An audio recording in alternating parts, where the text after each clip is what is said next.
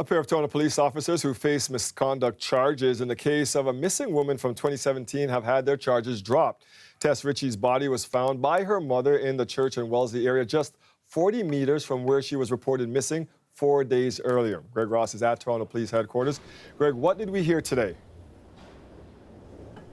Well, Dwight, this was an incredibly quick hearing today. It lasted less than 10 minutes. And the reason for that is the two officers involved were able to come to an agreement with prosecutors on a settlement. Toronto Police Constable Alan McCullough and Constable Michael Jones were originally charged with neglect of duty and insubordination for their handling of the disappearance of 22-year-old Tess Richey. Richey went missing in November of 2017. She was out clubbing one night in the gay village when she met Kaylin Schlatter outside one of the bars. Schlatter led Richey down a stairwell where he sexually assaulted her and he strangled her. Schlatter has since been convicted of murder and sentenced to life in prison.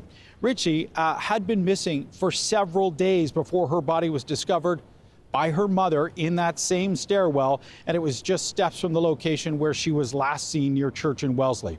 Officers McCullough and Jones had actually conducted a search of that area several days before Richey's body was found. Now, I remember talking to the family back in 2017 when all of this was going on, and they expressed to me at that time that they didn't feel that police were doing enough to find Tess Richey, and that's why they went out and they conducted their own search of that area, and that is inevitably what led to her mother making that gruesome discovery, finding her daughter's body in that stairwell.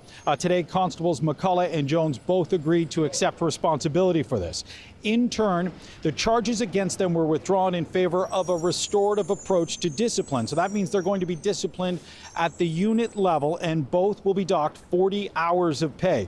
In addition to that, they both agreed to contribute to improving police service training in the area of missing persons. They say that they will work with new recruits. They're going to share the experiences that they've learned through all of this. They're going to talk to these new recruits, and hopefully that will help in this process, Dwight, so that something like this does not happen again. Yeah, Greg, you know, it's been nearly 7 years since Tess Richey went missing. Why has it taken so long for us to get to this point?